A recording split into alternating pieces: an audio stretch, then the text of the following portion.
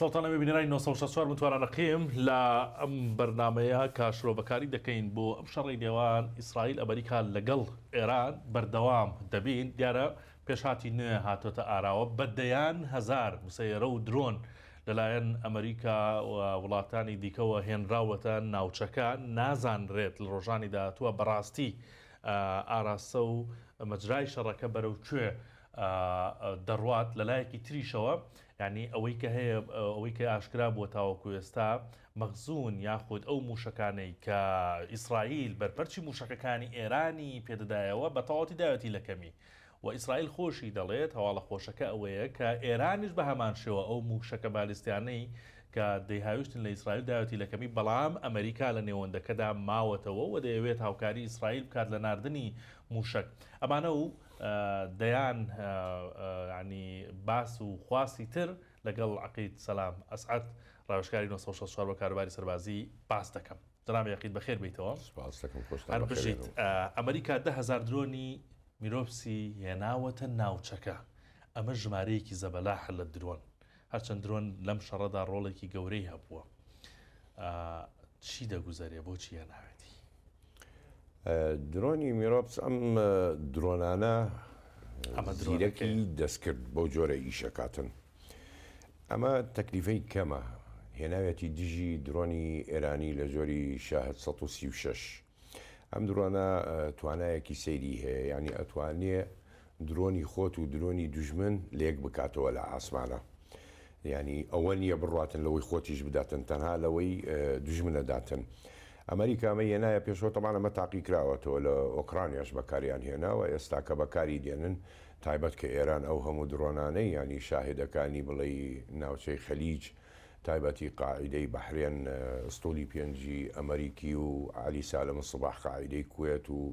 ناوچەکانی تری ینی تقریبەن بڵین وێران کرد. لەبەرەوە پێویستی بەمانەیە کە بێتە پێشەوە بتوانێت ئەو هێرشانەی ئێران ڕابگرێت. بەم ڕێژە زۆرە پێویستی پێەتی بڵێ. هەر ئەمریکانیە کە ژمارە درۆنەیە ناوە. ڕۆژنامەی تەلەگرافی بەریتانیش دەڵێ بەریتانیا هەزاران درۆنی ئاکتوبۆسی هێناوەتە ناوچەکە. ئەمە چییە؟ ئەو درۆنە چییە؟ ئەو درۆنانە بەریتانیا ئەوانش لە ئۆکرانیا تاقی کراوەتەوە. ئێستا کە زەختێکی زۆرە لەسەر وڵاتانی خەلیج و ئیسرائیل لەلایەن ئێرانەوە، ینی بەو موسەیرانەی کە تێگرێتن ئەوەی بڵێن بە تایبەتی شاهد 136 کە بە زۆری بەکاری دێنێتن، شەپۆڵ بە دوای شەپۆڵایی نێرێتن. ئەمەش تەنها بۆ ئەوەیە کە ئەم شێوازەی هەیە. بەڵێ ئەجا هەیەی ئەوەی پێشوو مەسەلەن کاتێک کە تێگری ئەگەر هەدەف نەبێ لە ئاسمانە بەو جوازە هەمیسان بە پەڕەشوت وەکەوەی کە باسیمان کرد موشەکەکانی ئەوانی کە ئێران درستی کردووە لە جۆری 358 و 359 بە پەڕەشوت دێتە خوارەوە ئەتوانی هەڵی بگریتەوە و بەکاری بێنیتەوە. زۆر باش. هەواڵی سەید بەڕاستی لە دوێنێەوە ئەوەیە کە مجتەبا خامنەیی کە سەر ڕابەری باڵای شۆڕشی ئیسلامی ئێرانە برابێتە رووسیا. ئەمە تا چەند ڕێی تێچێ و رووسیا ئەمەی کردبێت یعنی بەڕاستی هاوپەیمانی ئێرانە. یعنی ڕنگ بێ ئەو خەبەرە ڕاست بێت، چونکە تاکو ئێستا مجتەبا کە ئەلان کرا ئەو مرشیدی ئێرانە ڕابەرە تاکو ئێستا دەرنەکەوتووە و دەنگیشی گوێ لێ نەبووە. پەیامەکەشی کە ناردی نووسرا بوو کە خوێندرایەوە. هەموو زانیاریەکانی ئیسرائیل و ئەمریکا ئەڵێ کە لێدرا بوو و بە بریندار بوو، بە سەختیش بریندار بوو. تۆ ئەگەر سەیری ئێران بکەی ئێستا کە شۆن نەماوە لە ئێران لێ نەدرێتن و نەدۆزرێتەوە، بەڵێ بۆی هەیە بردیان بۆ مۆسکۆ بۆ رووسیا بۆ ئەوەی عیلاج وەربگرێتن لە وێرانە یارمەتی بدەن، ئەجا بگەڕێتەوە بۆ ئێران ئەگەر ما بێتن. چونکە تاکو ئێستا زانیاری تەواو نییە لەسەری بڵێ کە کوژراوە یان ماوەتەوە مردووە یان نا. بەڵێ رووسیا هاوکاری ئێرانە کاتن ئێستا لەم کاتەوە بە زۆریش. تەنها ئەوەش بزانە کە ڕئیس ئەرکانی سوپای ئەمریکا لە ماوەی 13 ڕۆژە لە 6,000 هەدەفی داوە لە ئێرانە، ینی شووە نەماوە لێن بەدایتر تەواو ئیتر لە چووەدا لەوە زیاتر 6,000 هەدەف هەڵی بژاردووە. بەڵێ بۆی هەیە لە رووسیا بێتن لە وێنانە عیلاج وەربگرێتن. زۆر باشە. لە سەرەتای شەڕەکەەوە کەک سەلام تۆ هەمیشە ئەتوت کە ڕووی هورمز بە ئەمریکا ناپارێزرێت. ئەوە تا ئێستا دۆناڵد ترامپ داوا لە وڵاتانی هاوپەیمانی دەکات و ئەوانەی کە مەساڵحیان لە گەڕووی هورمز بێ بە تایبەت کەشتی جەنگی بنێرن و ئەوان پارێزگاری لێ بکەن. ئەمە چی پێشهاتێک هاتووەتە پێش کە ترامپ وا بە وڵاتانە دەڵێت ترامپ خۆی کەوتی من مەڵی قرمز تەبان من وتومە پێی ناکرێتەوە ئێستا زەخت لە وڵاتانی ترە کاتن بە تایبەتی کۆریا یابان ئەو ئەڵێ من ئامانجەکانی خۆمم تەواو کرد ئەوەی ویستم لە ئێرانی بکەم کردم لێیمدا مرشدم لە ناودا و خیاداتی عسکەری و سیاسی و مەتاڕات و ئەوانم هەمووی دەریام هەمووی نەهێشت ئێستا کاتی ئەوەیە خۆتان بێن کەشتیەکانی خۆتان بەنەوتەوە ڕەت بن و دەریکەن چونکە ئەمریکا ناتوانێت ئەو مجازەفەیە بکاتن لە هەرمز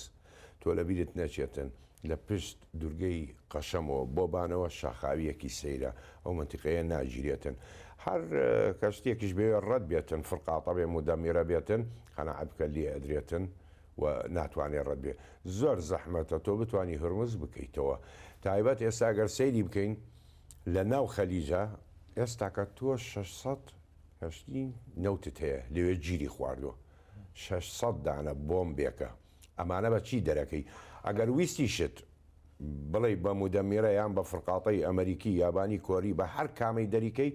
بەلایکەمەوە 2 مانگ تا 3 مانگ دەوێتن بزەبت بەڵام بەوردی پرسیاری و کەشتیانت لێ یەکەم کەەوە بۆم ماونەتەوە لەو ئاوەدا بەڵام ئێستا مەسلەی ئەمەی کە دۆناڵد ترامپ ئەڵێ ئێوە بڕۆن کەشتی بە وڵاتەکان یابان کۆریای باشوور یەکسەر وەڵامیاندایەوە دەڵێن باشە سێودوی ئەوواکەین کە کەشتی بنێرین جارێ پەلەمان لێمەکە ئەمە ڕێک ینی جۆرێک لە ترس نییە لە دۆناڵد ترامپ لەوەی وەکو ستامەری سەرۆکوەزیرانی بەریتانیان لێنەکە کە مەسەلەن وتی تر پێویستم پێت نییە و من شەڕەکەم بردووەتەوە و نەکەشتی بنێرە و نەهیچ بەڵێ ئەوە شێوازە ئەبێتن بەڵام ئەوان ئێستا ئەو پلاناخێنەوە ئایا پیانەکرێتن یان نا یابان و کۆریا ئەوانە تایبەتی ئێستا ئەمریکایەکی ترە تۆ سیقەت لەسەری نییە سیقایان لەسەر ئەمریکان نییە ینی هات و ئەمریکا کشایەوە لە مۆزە کۆریا چی لێدێ کشایەوە لە کۆریا بڵێ منی تر پگیریت ناکەم لێرە کۆریایی باکوور قەنەعەت بکە کۆری باشوورە خواتن هەرقوتی هێداتن بە یەکجاری و یابانیش تووشی کێشەی رووسیا بێتن لە دەریای بارنس لەسەر دوورگەکانی ئەوێنانە بەڵام بڕوامەکە ئەگەر هاتیشن لەبەر ترامپ مەسەڵەن لێی بترسن نەوەک پژگیری نەکالیان بەڵام هەر پێیان ناکرێ و کەشتی نەوتانە دەربکەن لە هەرمزەوە پێیان ناکرێت خاطر ترامپ گاڵتە نازانێ ینی بەڕاستی پشتی تێکردن و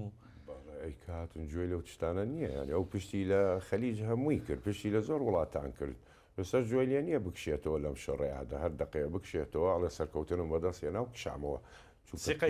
سیقەی نییە و پێی تەواو ناکرێت ئەم شەڕی پێ تەواو ناکرێت پلانی استراتیژی نییە کەوتە ناو شەڕێکەوە کەوتە ناو قوڕاوێکەوە باش بابێنە سەر ئەو کەشتیانێک کە ئێستا باست کرد ئەو کەشتیانە گیری خواردووە هەر بەڕاستی ژماری کەشتەکان چەنە بە نەوتەوە کە وەستاون و ئەمە چی مەترسیەکی دروست کردووە ئەگەر دۆخەکە شلۆق بێت و ئێران لەو کەشتیانە بدا سەکە دەوری 600 دانە گیری خواردووە لێنانە ئەگەر ببینی لە پێش بەڵێ ئەمە خۆی سەیرە ینی عومان ئەگەر سەیری بکەی ئەم سوورە عومانە ئەو سوورەش عومانە سەوزەکە ئیماراتە یعنی ئەوە محافظەی سەندەمە شاری سەندەمی عومانیە بەڵام لە زەویەوە ڕێی نییە بووە عومان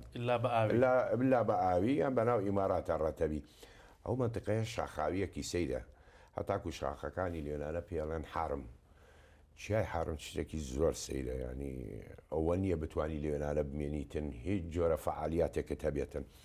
جگە لەوە عمان لێرە هیچی پێ ناکرێتن تۆ ئەگەر سەیری هورمز بکەین 31 کیلۆمەتر لە بازەشۆنی 33 تاکو 39 کیلۆمەترە ئەو سەوزە گەورەی بەرامبەرت ئەوە جەزیرەی قەشەمە تەبانەوە سوپای ئێرانی تایە ئەتوانێت کۆنتترۆلی مەڵی قرمز بکات لێوێنانەوە جگەلەوە هاتە لە خواردتریەوە ئەوەیان هینە هورمزە ئەجا لە عراقت هەیە واتە ئێران ئەم ناوەی کۆنتترۆل کردووە ینی ئەتوانێت لە شاخەکانەوە لە ناو خاکی خۆیەوە مسەیرات تێبگرێ یان لە جەزیرەی قەشەمەوە یان هەرمزەوە ئەمریکا ئەگەر هات و ئەوەشی گرت دوایەوە چیەکە لەو بەرەوە ئایا تاکو چەند ئەتوانێت لێوێنانە بمێنێتن لەو دوورگانە لە کۆتایە هەرە بێ بکشێتەوە ئەم عملیاتە شەروە ئەمێنێتن ئەمانەش لێرە بۆمبێکە ئەم 600 دانە ئەگەر ئێران لە هەمووی بدا تۆ بەس بیر لەوانە بکەرەوە کە هەرەکە بچووکەکەی 400,000 لتر نەوتی خامی تایە ئەگەر بسووتێ ئەم ناوچەیە ئیتر کارەساتێکە نێتەوە لەم ناوچەیە ئەوەیە زەحمەتە بیگرێتن هەرچەنێ ئێستا بڵین سعودیە هەوڵەدا لە بەقیقەوە بۆ دەریای سوور بەڵێ نەوت بنێرێ بەس بەقی چەندێک کەتوانێت سەفینە ڕابگرێتن لەوێنانە بۆ نەوت ئەبێ سەرە بەگری قەڵەباڵغی دروستە بێ قەناتی سوێز چەندێ بەرگاگرێ بۆ ڕەتبوون هەر گیرە بێ هاتو حوثیەکان هاتنە ناو شەڕەوە مەضیق بابلمەندەبیان گرت لێیاندا هەتا تۆ کێشەیەکی گەورە دروست کرد لەم ناوە و حەڵ نابێتن زۆر باشە باستە پاسەوانی گەروی هرمز دەکرێت یعنی ئەم پاسەوانیە یعنی چ ڕۆڵێکی هەیە لەم ململانەیانەدا ینی پاسەوانی گەروی هرمز لەلایەن کێوەکرێ ئەمانە هەر سەر بە سوپای پاسدارانی ئێران باش ئەوە نییە بڵێ سوپای ئێرانی ینی جمهوری ئێرانی ئیسلامی نەخێر هەمویان سوپای پاسدارانن حرەستەورین ئەمانە کۆنتترۆلی ئەم ناوە ئەکەن و فەرمان خۆیانە ئیدەن سەر بە خۆیان کۆنتترۆلی ئەم ناوە ئەکەن و هەر سەفینەیە حربی بێتن هین بێتن ڕەت ببێتن لێدەن لەگەڵ کەشتنی نەوتەکانە بکوژ ببڕ خۆیانم قەرار لای خۆیان قەرار لای خۆیانە لای کەس نییە شتێ چونکە تۆ ئەگەر باز بکەین تاکو ئێستا یعنی نەوەک بڵێ ڕەت نەبووە کەشتی بەڵێ ڕەدووە یۆنانی ڕەدووە سینی ڕەدووە دانەیە عێراقی ڕەدووە ئەویش ئەوان ڕێی پێدەن لەلایەن ئەو پاسەوانانن باشە حەزەکە باسی تەکنیکی مێشولەمان بۆ بکەی کە ئێران لە دەریا بەکاری دێنێت و تایبەتە بە هێزەکانی ئێران ئەم تەکنیکی مێشولەیە چییە؟ بەچی دەکرێت؟ تەکنیکی مێشولە ئەلبعوڵ یعنی مێشولە ئەمە ئێران من لەوە پێشوتومە ینی سەرەکی احتیما دەکاتە سەر ئەم بەلەمە بچووکانە کە زۆر زۆر سەریع بەڵێ ئامەیەکە پێڵێن مێشولە ئەتوانێ بڵێن تۆڕبی دیشەڵ بگرێتن باشە بۆ کەشتی تێی بگرێتن موشەکیشی پێەیە جگەلەوە دۆشکەی پێوەیە ئەمە زۆر سەریعە ئێران لەمە ڕقامێکی خەیاڵی هەیە لەم بەلەمانەیە ئەتوانێت لە بەکاری بێنێ لە کاتێک کە هێڕش شەباتە سەر سەفینەیە ئەمانەش تقریبن ئینتیحارین خۆکوژن ئەمانی کە ئەمانە بەکاردێنن پاسەوانی ئێران هێڕش شەبانە سەری بە کۆمەڵ هێرش بەرنەسەری ئەو سەفینە حربیە ئەگەر هین بێتن ناتوانێت بەرگری لە خۆی بکاتە کامەیانەدا ڕاست و چەپ بۆی بێن لە هەموو قۆڵێکەوە بەڵێ ئەتوانن بیتەقێنەوە و بیخن اینجا ئەمە بڵین لە دەریای ئێرانە ئێستاکە عمود فەقەریە کە بەکاری دێنێتن ئەم جۆرە تەکنیکە کە بڵێنی مێشولە زۆر باشە بابا بێنە سەر باسی موشک جارێکی تر سایتی سیمافۆری ئەمریکی ئەڵێ ئیسرائیل بە تەواوەتی موشەکە بەرگیریەکانی داوێتی لە کەمی ئەو تا خەریکە ئەمریکاش یعنی دەست بۆ مەخزوونی دەبات بۆی هاوکاری بکات و موشکی بۆ بنێرێت بەڵام گیانێکی لەو لایشۆ بەوەیە کە ئێرانیش بە هەمان شێوە وەکو پێشوو موشک تێناگرێت بۆ ئیسرائیل حتمما ئەوش داوەتی لە کەمی ئەمە چییە ئەو گوزەرەیانی موشک بووە داوەتی لە کەمی لەلایەنە وڵاتانەوە تۆ ئێمە کە وتمان ئێستاکە ئێران لە 12 ڕۆژەیە بەس ئیسرائیلی هەبوو 445 موشکی بۆ ئیسرائیل تێگرت بەس ئێستا جەبهەیەکی فراوانی هەیە موشک بۆ سعودیە بۆ ئیمارات بۆ هەمووی تێگرێتن لەبەرەوە لە کەمی ئەداتن ئەبێ بە کەمی بەکاربێنێتن بەلایەن ئیسرائیلەوە دەرکەوت ئەم موشەکانەی کە ئێران تێگرێت لەم ئاخیرانە ئەتوانێت خۆی بپارێزێت لابدا لە موشکی بەرگری تۆ ئێمە وتمان ینی کە موشکی بەرگری تێگری بۆ موشکێکی بالستی یان هایپەرسۆنیک لە نێوان ئەبێ دوو دانە تێبگری بە یەک نایگریتەوە دوو ئەو پەڕی باسیێ بێتن ئێسەوای لێ هاتووە 10 تێگرن و ناتوانن بیگرنەوە بۆیە لە کەمیەداتن ژمارەکەی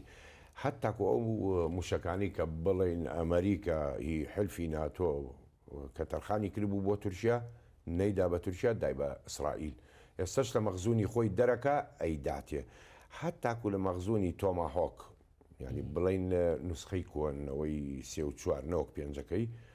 لە سەدە لە کەمی داوە چونکە تۆماهۆک ئەمریکا ئەگەر بگەڕێتەوە ئێستا زیاد دروست دەکاتن ساڵانە 100 موشکی دروست دەکرد ئێستا کە 500 بەکارهێنا 400 تریشی لە ئێران داوە لە دەوری 900 موشکی تۆماهۆکی بۆ ئێران تێگرتووە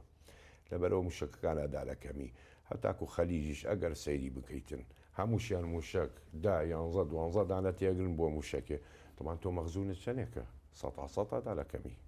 کەمەکاتەوە باشە یعنی هەر بۆ پشتڕاستکردنەوەی ئەوە ڕۆژنامەی هاریسی ئیسرائیلی دەڵێت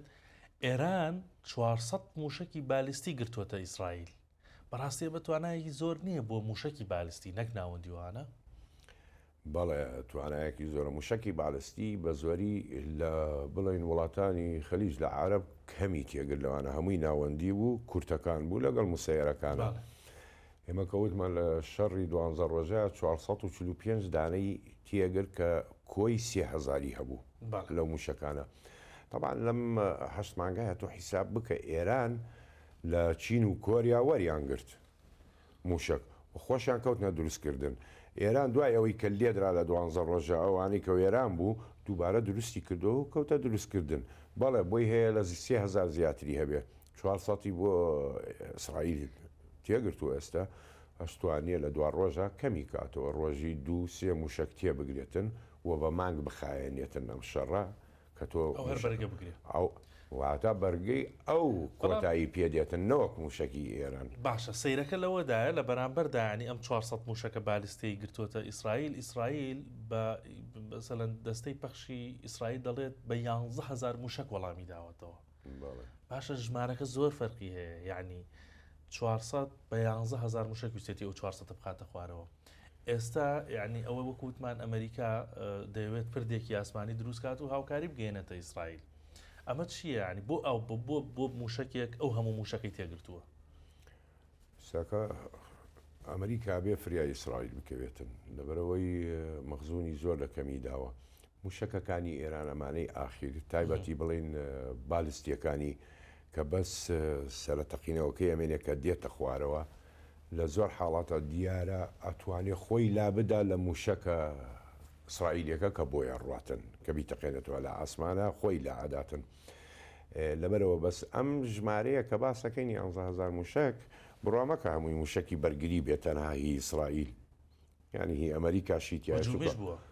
هەجومیش بووە هێڕشیش تۆش موشک تێگری ئەم موشکانە کە حیسابەکەی بۆ نمونە تۆماهۆکیشی تێخستووە کروزەکان.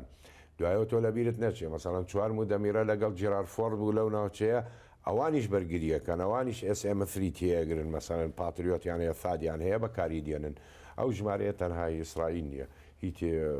هێرشکردنە و هی بەرگری و ئەوانەیە چکە ژمارەکە زۆر زەخمە. باشە زیلینسکی سەرۆکی ئۆکرانیا قسەیەکی کردووە دەڵێت رووسیا درۆنی شاهیدی داوە بە ئێران بۆەوەی لە ئەمریکا و ئیسرائیل بدات. هەروەمان زانیوە کە درۆنی شاهیدی ئێران خۆیەتی ئێستا بەڕاستی رووسیایی ئێرانە. شاهد 136 ئێرانە خۆیان کردیان. رووسیا تەنها لە شەڕی ئۆکرانیا لە ئەوەڵی لە ئێران وەریگرت دایان بە رووسیا و هەتاکو مەعمەلەکەی لە سیبیریا دانا و سەڵاحیەتی داپێ ینی بڵین امتیاز کە دەست پێ بکات دروستکە ئەویش لێن ناوی لێنە گیڕانوان و 1 و 2 بڕوا بکە هەتاکو لۆکاسی ئەمریکی لەسەر شاهد 136 بەس زەبت دروست کراوە. بڕوا بکە شاهد 136 لە درۆن هە لە ئاسمانە بێتە ئەفسانە چۆن کلاشنکۆف کە ئەمریکا پێڵێ AK-47 47 کە ئەفسانەیە لە جیهانە ئەم چەکە شاهد 136 ئێرانی ئەبێتە ئەفسانە هەموو وڵاتان لەسەر ئەوە دروستیان هەر ئەمێنێتەوە. تۆ ئێران داوێتی بە رووسیا ئەو دەستکاریەکی کرد و دایەوە پێی خۆی ئەسڵ هی ئێرانە هی رووس نییە تەنها ناوەکەی گۆڕا و دەستکاری تکنۆلۆژایەکی کرد ئەمە 1400 ڕوا ئەمەیان یەکەکە 1800 ڕوا ئەویان 2 ڕوا ئەویان 3000 کیلۆمەتر مەدایەتی بەس ئەوان ئەیانەوێت چی بکەن لەسە ئەو مەچینەی ماتۆڕی کە پێوێتی کە دەنگ دەرەکا و بەسمەی حەراری هەیە گەرمایی ئەیانەوێت بیکەنە کارەبایی بۆی بێت دەنگ بێ و بەسمەی گەرمایی نەمێنێتن کە ڕادار بیبینێتن یان ئەم درۆنانەی تر بیبینێتن بیتەقێنێتەوە لە ئاسمانە. جا زلێنسکی شەم قسەیە بووە کات ئەڵێت داوێتی پێی خۆی هەری ئێرانە تەنها ئەوەنە بڵین سەرنج بۆ خۆی ڕابکێشێت کاکە رووسیا لەم شەڕەیە لەگەڵتانە ئاگاتان لێبێ ئاگاتان لە من بێتن مەبەستەکەی بەسەوەی هیچ تێتر نییە خۆشی باشە زانێ شاهد 136 ئێرانە نەوەکی رووسە. کەشتی بەناوبانگی نیمتس حتمەن ئەمریکا ویستی لە 2026 ئایتر خانەنشینیکە بۆ گەڕاندوێتیوە بەڵام ئێستا بڕیارێکی سەیری داوە تا مانگی 2027 واتە ساڵی داهات و ئەو خانەنشین بوونەی هەڵوەشاندەوە و دەیگەڕێنێتەوە ناو دەریا ئەمە چی بڕیارێکە بۆچی ئەم بڕیاری داوە نیمیتز خۆی لە گەورەترین فئەی نیمیتزە یعنی نیمیتز فئەی هەیە فئەی فۆرتت هەیە ئەوانەت هەیە نیمیتز لە ساڵی 1975 هاتە ناو دەریایەوە و وەکو لە بەرنامەی پێشوو وتم کشایەوە بەرەوە ئەمریکا خانە نشینە بێ لە 2026 ئێستا تۆ جێرالد فۆردت هەیە ئەبراهام لینکۆڵن هەیە ئەبراهام لینکۆڵن زەختێکی زۆری لە سەرایە لەم شەڕەی 14 ڕۆژی وا بەسەر ئەڕواتن هیلاکە بێ جێرالد فۆرد زەرەری زۆر پێگەیشتووە سوتا لە ناوە عەتەڵاتی تێکەوێ سیانەی پێویستە هەشت مانگی بەسەرا ڕۆیشتووە لە ناو دەروێ ئەبێ بکشێتەوە سیانە بکرێت ئینجا تۆ لەبیرت نەچێ ئەبراهام لینکۆڵن تۆ لە دەریای چین هێناتەوە ڕاکێشا بۆ ئەم ناوچەیە ئەولاد بۆش کردووە نەماوە هەتاکو حامیلەی تازە نێتە مەیدانەوە ئەمە خانە نشین ناکەن بگەڕێەوە بۆ ئیش ئەو ناوچانەمان بۆ کۆنتترۆل بکە و بۆشی هەیە بێتە دەریای سپی یان دەریای سوور